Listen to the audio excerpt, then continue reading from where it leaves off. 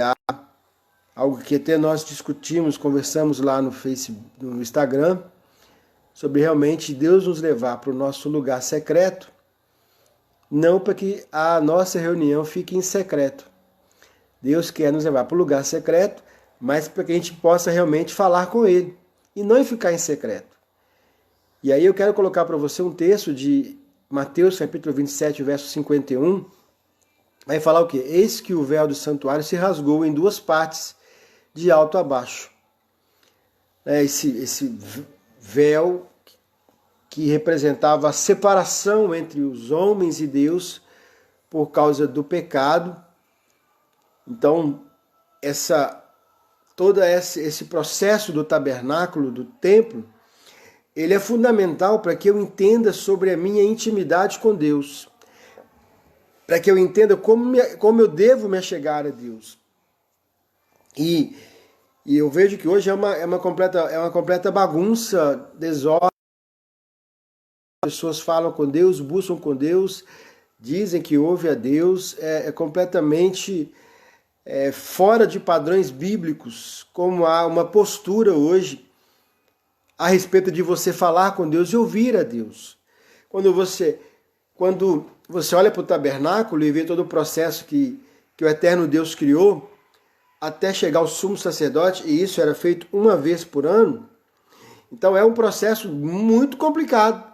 Para você entender que Jesus Cristo chegou, foi para a cruz, morreu por nossos pecados, derramou seu sangue, e aí nos deu seu nome como autoridade, nos deu a graça, para a gente achar que ele barateou. Agora só porque Jesus morreu na cruz, agora nós podemos chegar de qualquer lugar? Não, querido. Não funciona assim. Não é o fato de que Cristo morreu na cruz por nós que a gente vai chegar ao Pai de qualquer maneira.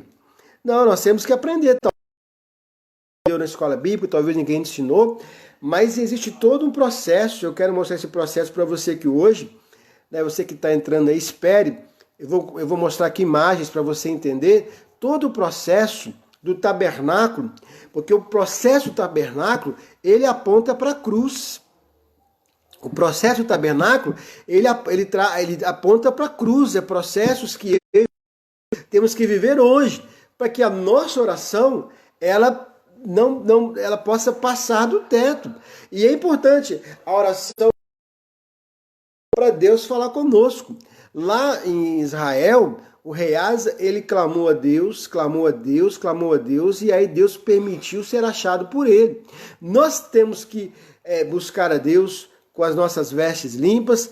A Bíblia fala das mãos limpas, a Bíblia fala de um coração puro, a Bíblia fala da mente sã, e aí sim dos processos para que a nossa oração encontre eficácia no Senhor.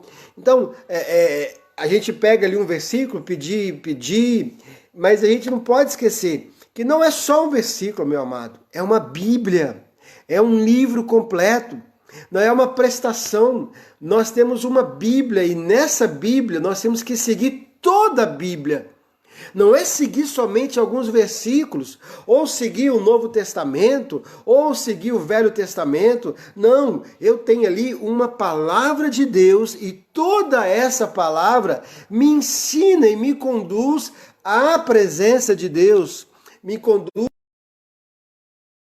E a partir que eu entender como funciona o tabernáculo, como funciona o processo da cruz, como funciona o processo que Deus conduziu o povo no deserto, porque o tabernáculo foi dado a Moisés para que o povo pudesse adorá-lo. Então se eu quero adorar a Deus, eu tenho que saber como. Tem um processo, não é do meu jeito. Tudo que você recebe na mão tem um processo para funcionar. Todo trabalho, para você visitar alguém, para você ir no hospital, visitar uma autoridade, para você falar com alguém, tem um processo. E tem gente que acha que é só chegar e falar com Deus como se estivesse falando com o teu próximo, com o teu vizinho. Então eu preciso entender o significado desse véu que foi rasgado, né? Para quem chegou agora, estou falando lá de Mateus 27:51, logo após a morte de Cristo, o véu foi rasgado. O véu do templo se rasgou exatamente na hora que Jesus morreu. Isso aconteceu na hora nona, ou seja, curiosamente foi esse período em que os sacrifícios eram oferecidos no templo. Em segundo lugar, o escritor de Hebreus interpreta o véu do templo que se rasgou como tendo um significado simbólico muito importante. E ele enfatiza que o véu do templo escondia o lugar em que a presença de Deus se revelava mais intensamente. E aí por isso que muitas pessoas não têm intensidade na sua busca. Então você está aí agora, né, buscando a Deus na sua casa, você não tem lá os cultos, você não tem aqueles momentos avivados, não tem aquele louvor que te inspira, aquela palavra que te inspira, e você agora vai ter que trazer fogo do altar por conta própria, querido.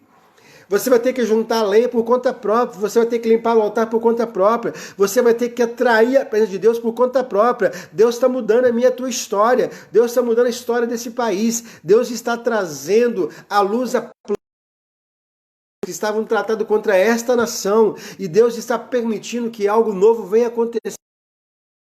Quando nós somos levados para os nossos lares, quando as portas da igreja estão cerradas para que nós não venhamos assistir culto, então, mas a porta do meu quarto está aberta, e lá é minha torre de adoração, lá é meu lugar de adoração, só que eu tenho que fazer o fogo acender nesse lugar. E aí está o grande desafio para você entender que o grande alvo de você entrar para o lugar secreto é Deus, é trazer a presença de Deus. Você precisa entender.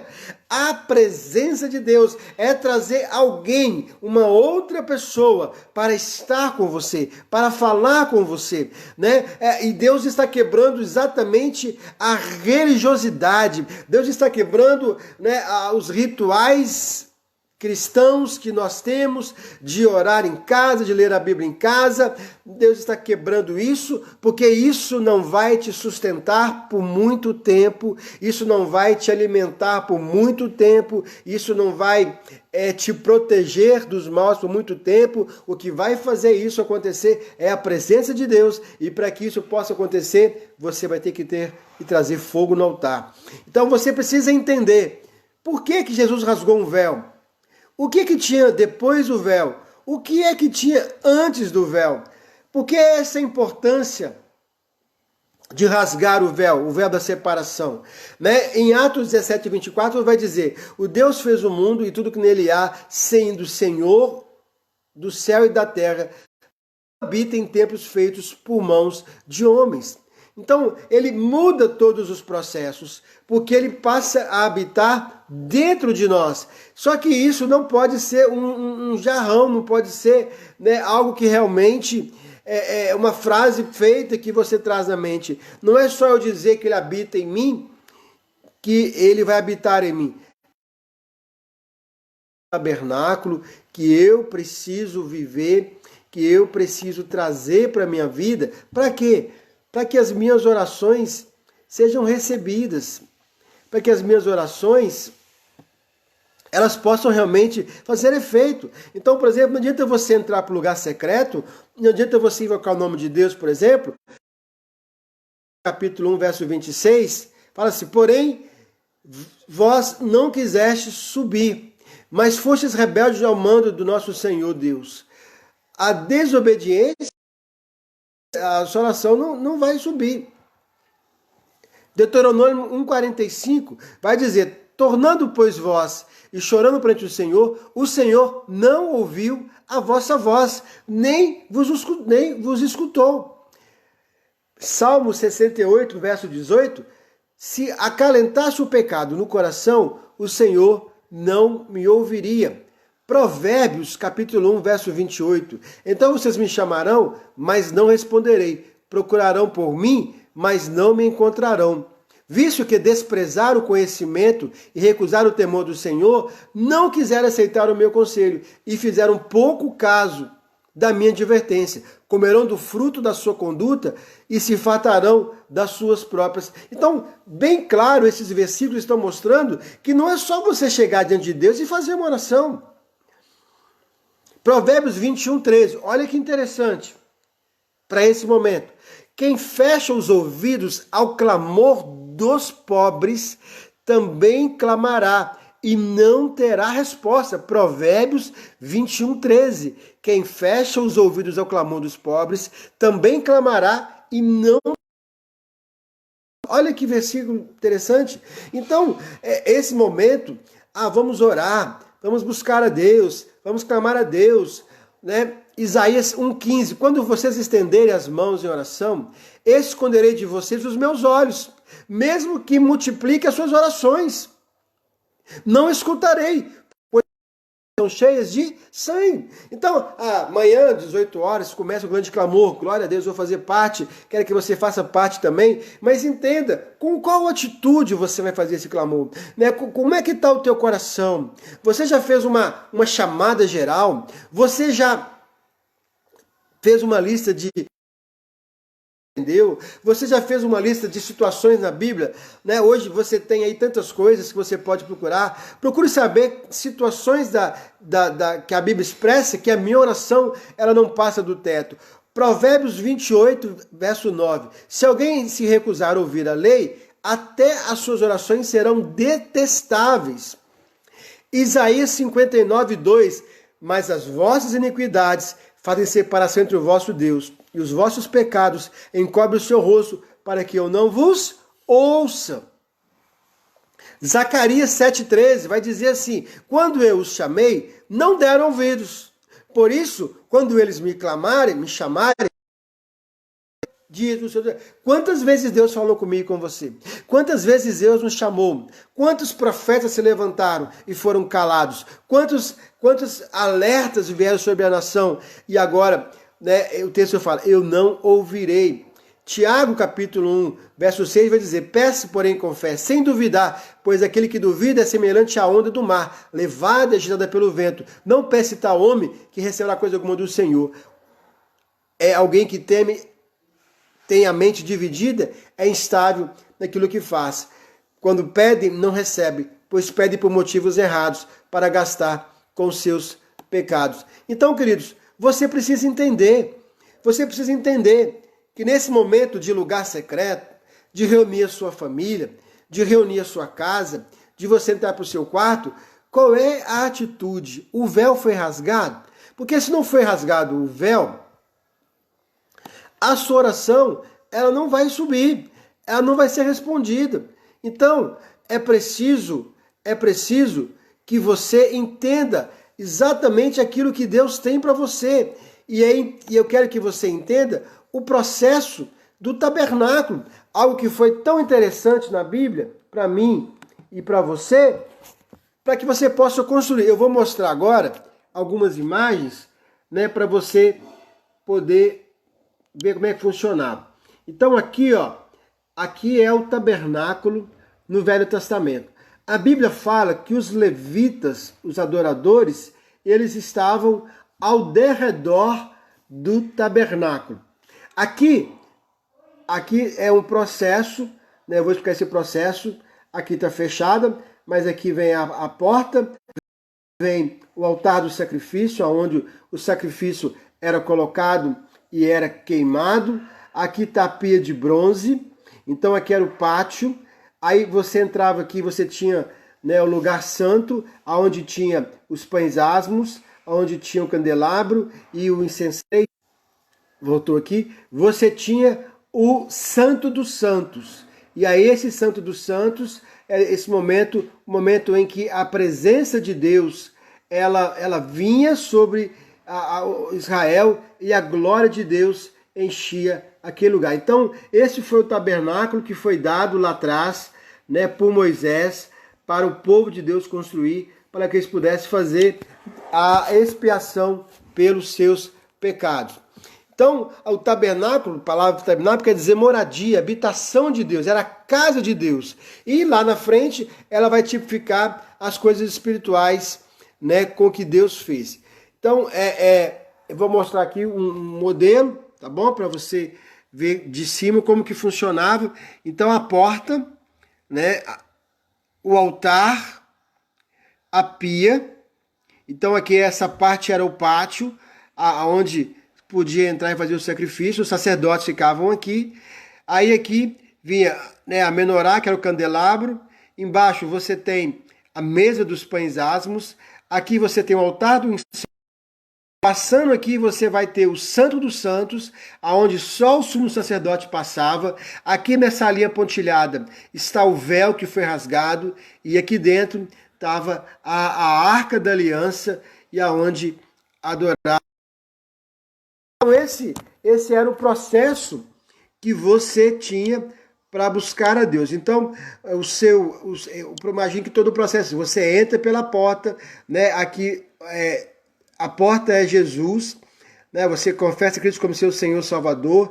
Aí vem a expiação pelos pecados, né? O sangue de Jesus aqui foi derramado e perdão dos pecados. A pia é a palavra de Deus que nos lava e que nos limpa, né, de todo o pecado, que nos limpa de toda condenação. Então a palavra do Senhor, essa pia de bronze, você é lavado, dos pães asmos, né, e aí reflete Cristo, o menorá que reflete o Espírito Santo, e o altar do incenso, que era onde subia as orações e o louvor, e aqui é onde havia a adoração e manifestava a presença de Deus. Por que eu quero deixar isso para você bem claro? Para que quando você for fazer o seu culto na sua casa, realmente você tem que atrair a presença de Deus, né? Não pode fazer um culto somente por fazer, né? Tá aí mais uma imagem, né, da porta, do lugar de sacrifício, da pia de bronze, aqui o lugar santo, e aqui onde a glória de Deus manifestava, né, o fogo de Deus manifestava. Você tem então o lugar santíssimo. Então, a gente já entendeu dessa porta. Então eu quero começar quero mostrar para você essa porta. Quem que é a porta, né? Esse é o templo mostrado de frente. Quando você vai entrar, quem que é a porta? A porta é Cristo. Ninguém vai ao Pai a não ser por mim, né? Era de madeira, simbolizava a cruz de Cristo, recoberto de cobre, simbolizava a justiça de Deus. Então, neste lugar eram sacrificados animais. Então, a porta era a entrada. Então, ninguém chega a Deus sem passar pela porta, que é Cristo. Se você for começar o seu culto, né, o primeiro processo é passar por Cristo, né? É confessar mais uma vez a Cristo como Senhor e Salvador, né? E colocar o próximo passo. O próximo passo é o altar do holocausto, né? E esse altar é onde se colocava, né, o animal. Você pode ver aqui, vou montar aqui. É onde ele era de madeira, revestido de bronze. Então se colocava aqui embaixo, né? Tá vendo aqui essa gradinha aqui? Embaixo vinha a lenha, né? E aí colocava-se o animal, a lenha estava acesa, e aí então fazia o sacrifício, né? E a expiação pelos nossos pecados. E isso está lá em Êxodo capítulo 38, verso de 1 a 7. Então, logo após a porta, você dava de cara com o altar do sacrifício. E ali passa pela cruz, a cruz nos purifica, nos limpa, e nós podemos então, né, sermos aí limpos, nossas mãos, nossas vestes, nosso coração, lembrar que pecado tem nome, lembrar que ofensa tem nome, que é necessário conserto, né, idolatria, né, a forma como você trata sua esposa, seu marido, sua casa, tudo isso tem que ser confessado e limpado para que você pudesse passar para a próxima fase, que é a pia, ou lavatório, que está em Êxodo capítulo 30, verso 18. Também, né, feito de madeira, revestido com cobre, e servia para que os sacerdotes, após os trabalhos do sacrifício, pudessem se lavar para entrar no lugar santo. Então, ou seja, para que você possa entrar no lugar santo, é a palavra de Deus. Tem gente que faz um culto sem abrir a Bíblia. Tem gente que faz culto e só lê o Salmo. Só vai buscar Salmo 61, Salmo 81, Salmo 91. Tem gente que faz culto sem Bíblia, não se lava. Tem gente que não usa a Bíblia para limpar a cara dele, o cara de pau. A Bíblia tem que mudar você. Tem gente que lê a Bíblia para o outro. A Bíblia é para lavar você das impurezas, dos costumes errados. Ah, pastor, mas eu já não fui lavado pelo sangue do Cordeiro? Sim, querido, você foi lavado pelo sangue do Cordeiro. Mas agora, a Bíblia vai ensinar você que mentir é errado, que adulterar é errado, que a pornografia é errado, que o sexo entre os solteiros é errado, que enganar é errado, que glutonaria é errado, que a idolatria é errado, que a forma como você busca Deus pode estar errada. Então a palavra vai começar a confrontar você a cuidar do pobre, a cuidar do órfão, a cuidar da viúva, a lembrar de Deus. A palavra, porque não é só esse mar de prosperidade, não é só esse mar de que Deus vai melhorar. Ah, não, irmão, vamos ter fé, igual nós vemos as pessoas pregando, vamos ter fé que Deus vai passar, fica tranquilo, né, que Deus vai mudar a tua vida, Deus vai mudar a tua história, fica tranquilo que coisas novas virão. Né? Não, querido, nós temos que pegar esse momento e nos refletir é ótimo. Eu tenho que refletir se eu estou vivendo de acordo com a palavra de Deus. Eu tenho que pegar esse momento como pastor de igreja, se a minha igreja está vivendo a palavra de Deus.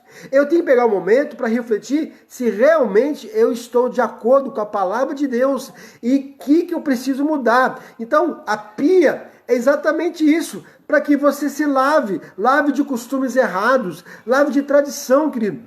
É o momento que nós precisamos pensar a nossa teologia. A nossa teologia não fala doutrina bíblica, a Bíblia fala nas cartas de João que nós temos que permanecer na doutrina do Evangelho. Eu estou dizendo, a nossa teologia, gerada nos anos de 1500, 1600, pelos pais da Igreja Católica, nós herdamos essa teologia dos pais da Igreja Católica.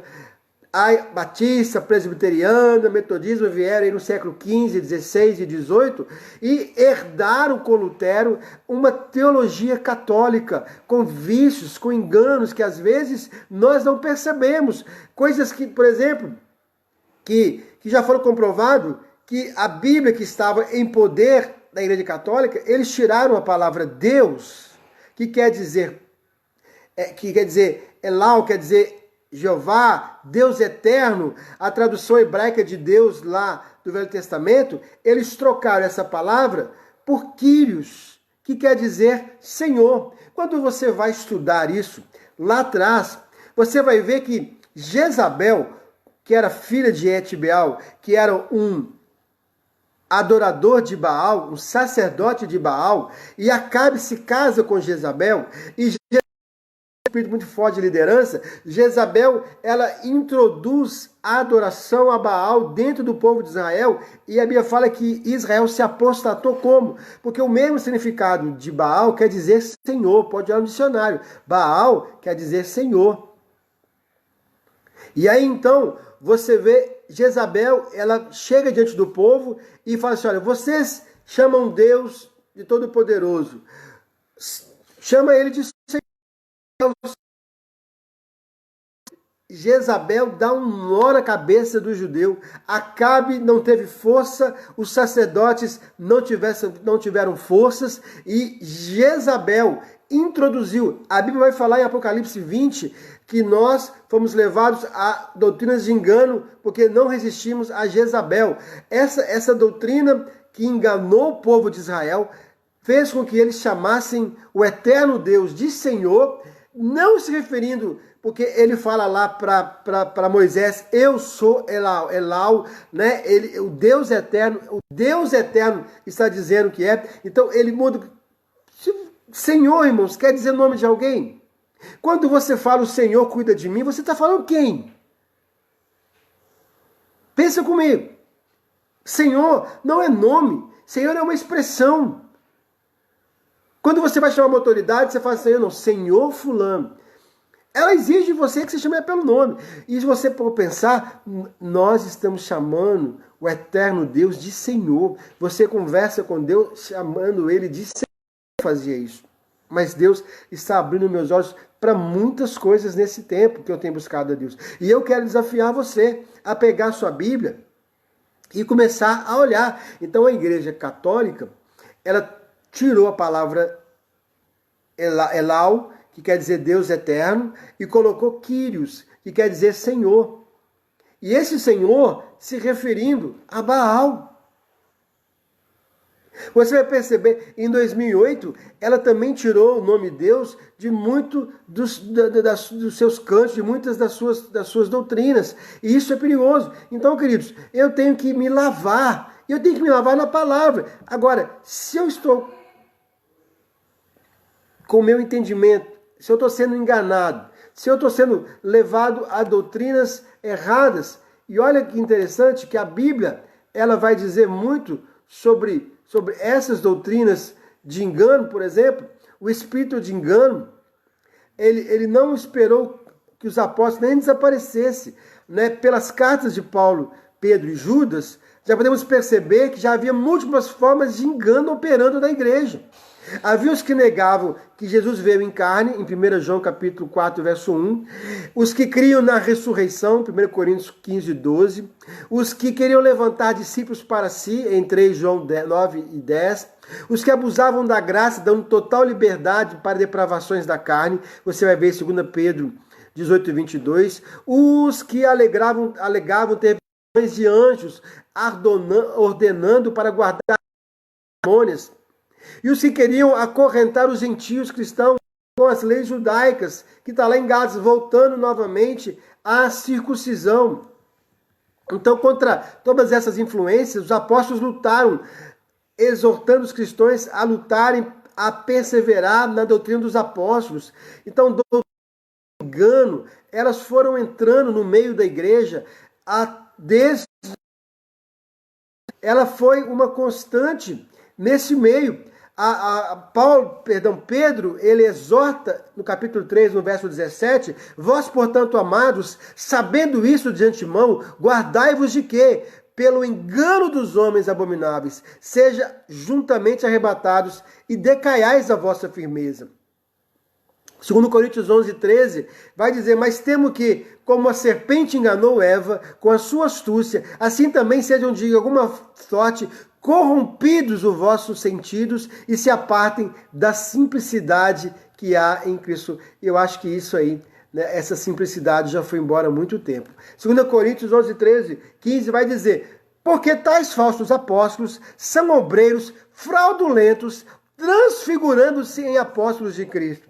Efésios 4,14 vai dizer assim, para que não sejamos mais meninos inconstantes, levados em roda por todo o vento de dos homens com que a astúcia enganam fraudulosamente. Também lá em Apocalipse 3,19 vai dizer, eu repreendo a todos quanto amo, pois zeloso e arrepende-te. Apocalipse 2,5, lembra-te, pois, de onde caístes, arrepende e pratica as primeiras obras, quando não brevemente a te virei e livrar-o-ei o seu castiçal, para que venha te arrepender. Então, queridos, sabe o que nós está faltando? Está faltando passar pela pia. Está faltando a gente entender o processo do tabernáculo, o processo de nos lavar pela palavra de Deus. Tem gente trabalhando na igreja que nunca passou pela essa pia, nunca foi lavado, não conhece a palavra, não entende de Bíblia. As pessoas não conhecem a Bíblia, não conhecem a palavra. As pessoas não leram o Testamento, mal leram o Testamento. Tem gente aí que já é pastor, tem gente que já é líder, que canta, que faz tudo, nunca leu o Novo Testamento, já é gente velha de igreja. Meus filhos têm 14 e 16 anos e eles já leram todo o Novo Testamento, já colocou ele desde cedo. Tem gente que ainda Testamento e só lê para poder apontar para os outros, não aponta para você mesmo. A pia, esse lavatório, é exatamente para eu me lavar de doutrinas erradas, é para que quando algo venha sobre mim que não faz parte de Deus, seja arrancado, escamas caíssem. Por isso a palavra de Deus, os bereanos, querido, são aqueles que conferiam a palavra, coisa com ele, ele orava, pegava a sua Bíblia e começava a folhear, e ele ia para o lugar secreto, ele via uma mensagem, e ele falava, não, esse negócio não tá certo, não é desse jeito, né, pastor? Esse negócio não é desse jeito. Então ele começava a pesquisar, a ler a Bíblia, e o Espírito Santo falava que ele tá errado, e aí ele era limpo daquele engano, daquela heresia. A Bíblia torna você um apologeta, e você entrar para o quarto secreto, o Espírito Santo ministra ao seu coração. Falta para nós Bíblia, queridos. Vai ter campanha de oração, vai orar, mas põe a Bíblia debaixo do braço, vai orar para você. O Brasil tem que ler a Bíblia para ele, os pastores têm que ler a Bíblia para ele, eles têm que pregar para eles, é botar um espelho e pregar para eles. Eu estou pregando para mim, eu estou ficando por meio quase 6 horas por dia, levantando 6 horas, 6:30 da manhã e estudando comigo, aonde melhorar como pastor, como profeta, como servo. Eu estou estudando, procurando, ouvindo, porque eu quero aproveitar esse tempo para sair alguém melhor. Eu estou permitindo que a palavra de Deus me lave. Faça o mesmo. Passe pela pia de bronze, onde a palavra de Deus ela é lavada. Eu vou mostrar aqui então, né, a imagem dessa pia. Então era exatamente aí, os sacerdotes iam se lavar depois do sacrifício, de confessar os seus pecados, eles iam se lavar. Então é isso que nós precisamos da nossa vida, nos lavar, confessar os pecados e nos lavar do sangue do Cordeiro. Eu vou mostrar aqui a imagem novamente. Então você passava pela porta, você passava pela porta que é Cristo, você confessava os seus pecados, e antes de Senhor, de entrar para o lugar secreto, tem que se lavar. Ah, é no sangue? Não, é se lavar na palavra de Deus, é se confrontar a palavra de Deus. O salmista, Salmo 119, verso 9, ele vai dizer assim: como manterei puro o meu coração? Guardando segundo a palavra de Deus. A palavra tipifica Cristo em João 13:8. A água é a palavra de Deus. Se você olhar em João 13, você vai ver que a palavra é a semente masculina. Olha que interessante aqui, pastor. A palavra é a masculina e o espírito, esperma, é a semente feminina. Quando ambos se fecundam, quando ambos se encontram, quando você ali no sacrifício de Cristo nasceu de novo, pediu perdão pelos seus pecados, e você vem e começa a meditar na palavra de Deus, dá-se então o novo nascimento. É o que Nicodemos confrontou a Cristo, e aí sim nasce uma nova pessoa. E é o que falta para muitos crentes, para muitos líderes, para muitos pastores. Precisam nascer da água e do Espírito, ter as nossas vestes lavadas por Cristo. E é isso que nós temos que entender sobre o tabernáculo. Isso não foi abandonado lá atrás, não. Esse é o processo que está apontado no Novo Testamento, que está à sombra do Velho Testamento, para que eu e você podemos chegar à presença de Deus. Então, o pátio, o local onde se encontrava o altar e a pia, era o início de uma vida nova com Deus. Era o início de uma vida de transformação, de libertação, de cura, de a única maneira de sermos justificados pelo sacrifício de Cristo na cruz. E a pia era a forma de eu entrar no lugar santo. Não adianta você querer entrar no seu quarto e querer invocar o nome de Deus se você não passar pela pia, sabe? Porque a palavra de Deus é que vai tirar as cinzas, que vai tirar aquelas coisas velhas, vai tirar o ranço, vai levar você buscar a presença de Deus, mas você vai entender que você precisa ser limpo de costumes, de hábitos. Do crente com a boca suja, que fala palavrão e fala assim: ah, Deus me conhece, Deus sabe como que eu sou. Ah, meu irmão, Deus te conhece, Ele sabe que eu sou. Por isso que exatamente porque Ele te conhece e sabe como que você é, que Ele colocou dentro de você o seu espírito. Porque para você pode ser difícil, mas para o espírito não. Para o espírito não. Então toda essa tenda, né, com as suas medidas, ela tinha um significado muito poderoso. né? Tudo tinha um significado. Depois você pode olhar madeira, linha, prata, ouro, tudo tinha esse utensílio. Passando aí por esse processo, esse aqui era o lugar santo e aqui mais à frente o lugar santíssimo. Após eu buscar a Deus, clamar, entrar pela porta, clamar por Cristo, confessar Cristo como meu Senhor e Salvador, depois que eu me lavar no sangue do Cordeiro, sacrificar a minha vida, eu morrer, aquele altar ali, irmão, é o altar que eu morri, os meus projetos, os meus sonhos, é ali que eles morreram. Então, depois que eu passo por ali, depois, então eu vou, pega a palavra de Deus, discipulado, né? Você quer ser discipulado? Eu vou discipular você, pode me chamar. É discipulado, é confrontado. Eu fui discipulado, eu fui confrontado, botar o dedo na minha cara, apontar as minhas falhas. É discipulado, é chamar a sua atenção. Às vezes é expor para que você possa consertar. É o próprio Deus expondo você, levando você a medidas extremas para que você possa mudar. Isso é ser lavado, lixado, limado, para que você possa ter o privilégio de entrar no Santo Santo. Quantas pessoas nunca experimentaram a plenitude da presença de Deus, porque não foram lavados pela palavra de Deus? E aí então, quando você passou por esse processo da palavra, que você começa a estabelecer uma intimidade, né, dentro desse lugar, vai encontrar o candelabro, ou o castiçal, ou o candeeiro, né, feito de ouro puro, aonde vem as 7 lâmpadas que iluminavam todo o lugar. Cristo é a luz do mundo. Ali se colocava o azeite e também é ali que representa o Espírito Santo, tipifica o Espírito Santo. Então, quando você é no Santo Santo, o primeiro passo é que você precisa ser batizado com o Espírito Santo. Quantas pessoas nem sabem o que é Espírito Santo, não tem experiência com o Espírito Santo, não buscam o Espírito Santo. Sabe por quê? Porque primeiro quer dinheiro, inovação, quer reconciliação, não quer buscar o Espírito Santo. Não teve alguém que falou assim: irmão, espera, primeiro vai buscar o Espírito Santo, vai ser cheio do Espírito Santo, vai buscar o Espírito Santo. Não queremos isso. Por isso o discipulado é fundamental no seu processo. Por isso Deus está levando você para casa, para você sentar e estudar e ver o que está errado na sua.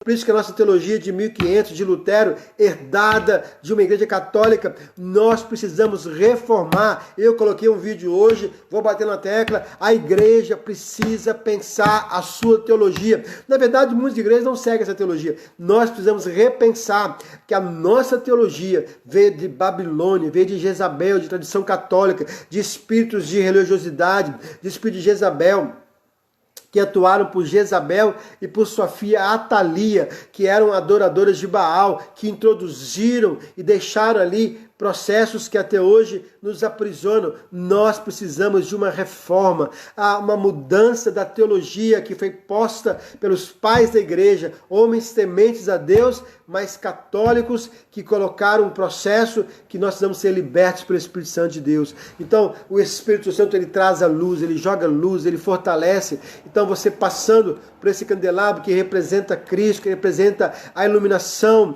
né? Você vai para a mesa dos pães, né? Então, eu vou aqui, então, né, esse é o candelabro. Aqui você colocava o óleo, né, e botava fogo. Tem que ter fogo. Ter óleo, para ter óleo tem que ter oração, tem que ter palavra, porque às vezes você vai orar e você só fala besteira na sua oração, porque você não lê a Bíblia, não tem versículo, o Espírito Santo tem que colocar na sua mão. Aí você vai para a mesa dos pães asmos em Êxodo 37:10, também confeccionada de madeira, de acácia e revestida de bronze, a dupla natureza de Cristo, humana e divina, né? São 12 pães que representam as 12 tribos, que representa Jesus Cristo, o pão da vida. Esses pães representam, como disse, as 12 tribos de Israel. E tá aí, então, vou mostrar agora a imagem, né, dessa mesa, os pães, bonitinho. Então é isso aí que a mesa, chamada mesa da preposição. E aí, então, nós vamos para o último estágio, que chamado altar do incenso, em Êxodo capítulo 30, verso 8, também conhecido como altar de ouro, né? Mesmo padrão de construção da mesa. A sua função era queimar o incenso ao Senhor. Esse incenso tipifica a minha e a sua oração. Ou seja, é a minha adoração e a sua adoração. E é aí que Deus tocou. A gente fala de tocar a Deus.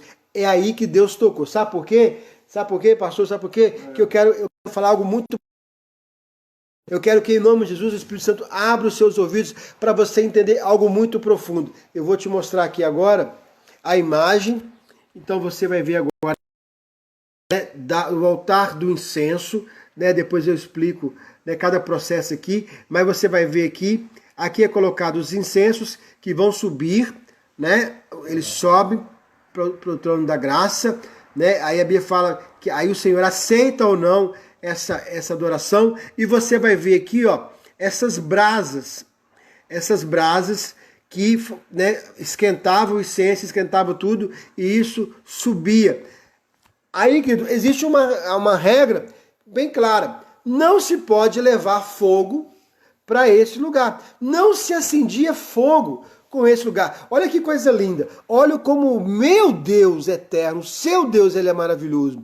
Como as coisas são entrelaçadas, como elas se encaixam, como elas são repletas de sinônimo, de significado, como tudo no velho está apontado no novo, e como você não pode entrar para o seu quarto e adorar a Deus de qualquer jeito. Obrigado com sua esposa, obrigado com sua equipe. Uma vez eu tinha marcado uma reunião com a minha equipe de liderança e eu tive uma desavença com a minha esposa e nós não nos acertamos e eu cancelei a reunião porque eu não podia reunir com o povo, né, com uma desavença com a minha esposa. Como sacerdote eu ia sujar ainda mais as minhas vestes. Então, querido, a gente tem que entender o processo do tabernáculo para que eu possa realmente, nesse tempo em que eu estou na minha casa, eu trazer a presença de Deus na minha casa. Então, esse último estágio, que era os pães asmos, onde a minha oração, a minha adoração era conduzida a Deus, eu não podia colocar fogo ali. De onde então que vem esse fogo?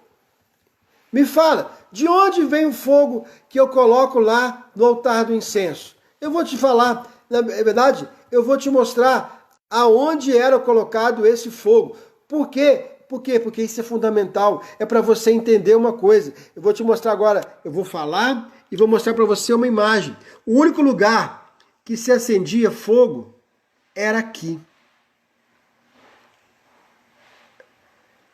Aqui era o altar do sacrifício. Aqui colocava-se a lenha.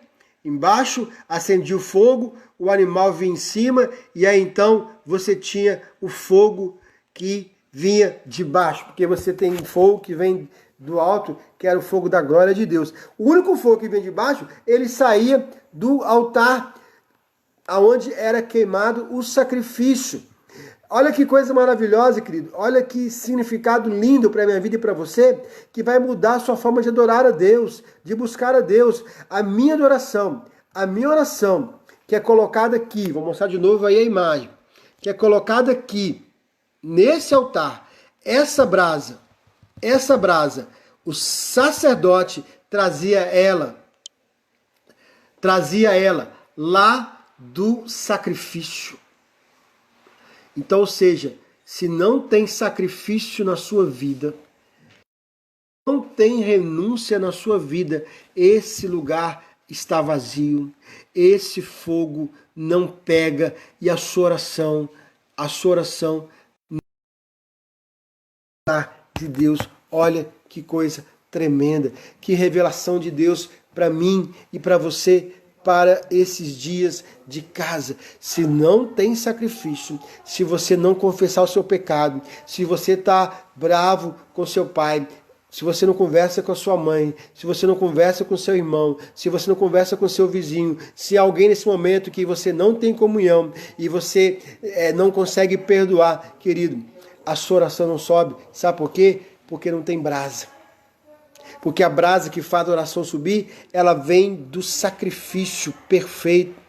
do sacrifício de Cristo, que é o nome de Jesus Cristo. Então, a minha oração, ela sobe porque eu clamo a Cristo, Senhor, em nome de Jesus, o sacrifício perfeito, o sacrifício pleno, o sacrifício, você traz lenha do altar do sacrifício e coloca ali para que a sua oração possa subir. Que coisa bacana, que coisa linda.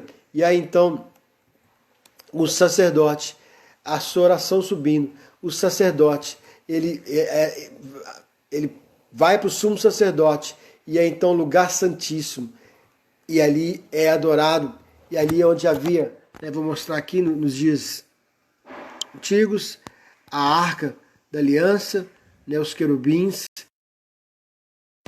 a adoração, ela subia a Deus de uma forma linda e maravilhosa, e a glória de Deus enchia aquele lugar. Que você está em casa, nesses dias que você está buscando a Deus, entenda o processo do tabernáculo, para que você possa trazer o fogo para a sua casa, o fogo do Espírito. Chega de reuniões mortas, chega de reuniões frias. Eu tenho batido uma tecla. As pessoas começaram no espírito e terminaram na carne.